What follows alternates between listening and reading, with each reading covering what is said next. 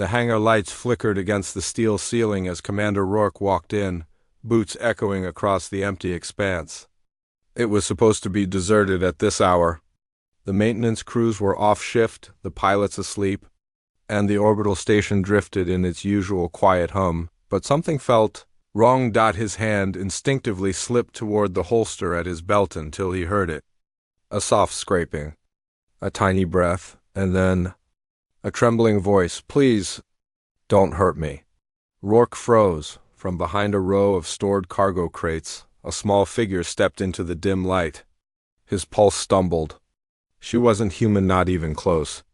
She was no taller than his chest, thin and fragile-looking, with shimmering scales that shifted from silver to pale blue like moonlight on water. Her eyes, large, luminous, held a mixture of fear and ancient sorrow. A little dragon girl. Rourke slowly raised both hands, palms open. "I won't," he said softly. "You're safe." "Who are you?" The girl swallowed hard, her throat glowing faintly with bioluminescent pulses. My name is Syrah. I came from the outer debris ring. Mama told me to hide in here. She said humans might help." Her voice cracked. "Mama Dragon is dying out there." The commander's stomach twisted. Dragonkin rarely ventured near human stations. They were proud, fiercely independent, and terrifyingly strong. If a dragon mother was in trouble, things were far worse than he imagined. Rourke knelt, eye level with the trembling child. "Tell me what happened." Syrah's wings' delicate membranes folded tight, shuddered. "We were flying near the wreck fields, looking for spare hull panels. Pirates came." "Bad ones?" "Mama fought them off, but their ship fired something dark fire. It burns inside. She couldn't fly anymore. She set me here, and then she fell." Tears pooled in her glowing eyes. "She made me promise to find a human." Rourke stiffened. "Dark fire, illegal plasma torsion rounds. Only the worst pirate clans used those." He glanced toward the bulky cargo doors at the edge of the hangar, the ones leading to the launch deck.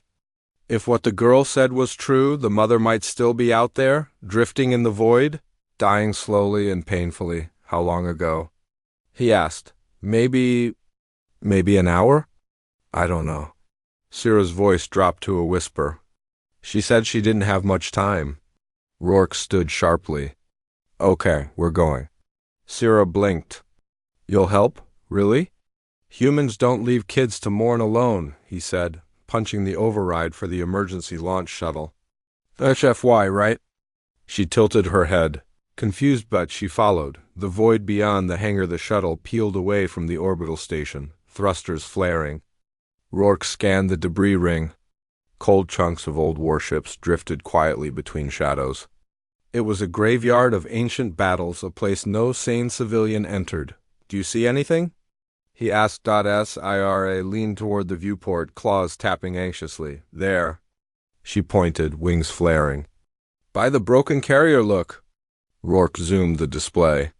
At first, he saw nothing but drifting metal.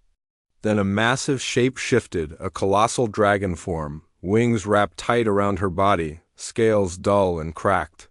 Her chest heaved weakly. Faint sparks, dark, sickly, spread along her side. The mother, Rourke's breath caught. She was at least 30 meters long. One of the great matriarch dragons of the outer colonies, and she was dying. "We're going in slow," Rourke said. "If she wakes up scared, she could snap this ship in half." Syrah shook her head firmly. "Mama would never hurt someone helping me." The shuttle approached gently, locking onto the debris with magnetic clamps. Rourke suited up, grabbed a med rig, and lowered the airlock ramp. The moment he stepped out, the cold of vacuum prickled along his suit. Syrah followed closely, tethered to him. The child's glow intensified as they approached the massive wounded form. A deep, rumbling breath shook the space around them. The mother dragon's eye opened vast, golden, filled with pain. "Syrah," she whispered through a telepathic resonance that trembled through Rourke's skull. "Little star, you came back, Mama." Syrah pressed her forehead against the dragon's huge snout. "I brought a human. He wants to help." The mother's gaze shifted to Rourke. Even dying, her presence was overwhelming, a queen of her kind. A being whose ancestors soared before humans learned fire. You risk.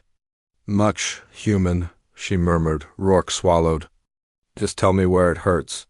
Her jaw curled in something like a faint smile. Everywhere.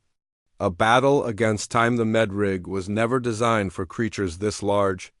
But Rourke improvised, stabilizing the plasma burn, countering the torsion residue, injecting regenerative gel where scales had been shattered. It wasn't enough. The readings screamed warnings. The internal burn was spreading fast. No single man could stop it. Mama, Syrah cried. Don't leave me. The mother dragon exhaled weakly, a dying star's sigh. Little one, you are strong. You will live. You will find your sky. No. Syrah threw herself across her mother's nose. I don't want another sky. I want you. Rourke clenched his jaw. Something inside him snapped, something deeply human. Not today, he muttered. He opened the shuttle's external storage. Inside lay a Forbidden's prototype, a gravitic pulse stabilizer. Half legal, half functional, all dangerous. He slapped the device onto the mother's chest. Human, she warned. You don't know what will, ma'am, he said, voice fierce.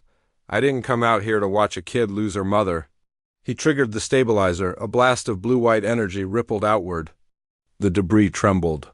His suit alarms blared. Syrah screamed. Light consumed everything. When the light faded, Rourke lay on the hull, suit smoking, lungs burning. Slowly he pushed himself up. The mother dragon stirred. Her scales glowed softly, healthily. The dark fire was gone. Her wounds sealed. Breath returned to her chest, strong and steady. She was alive. Syrah leaped into the air, wings fluttering like silver sparks. Mama, you're okay? The mother's golden eyes opened fully, clear, radiant. She looked at Rourke, not as a stranger, not even as an ally, but as something rare in her long, ancient understanding of species. As family. You have done what even our own healers could not, she said. A human saved a matriarch. Rourke shrugged weakly. Someone had to. And your kid threatened to cry on me if I failed. Syrah giggled through tears. The mother bowed her gigantic head. We owe you a debt, she said solemnly. One our kind never forgets.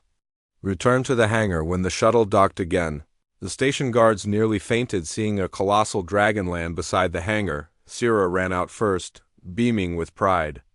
The mother lowered her head, allowing Rourke to step off her snout like a makeshift platform. Commander Rourke, she said, voice echoing through every metal beam. If ever your people call for aid, my wings will answer. He smiled, exhausted but proud. HFY, right? Syrah tilted her head again. What does that mean? Rourke knelt and tapped her nose gently. It means, he said. Humans, freaking, yeah. Syrah burst into laughter.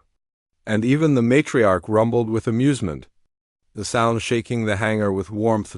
For the first time in centuries, humans and dragons shared a moment not of fear, but of hope.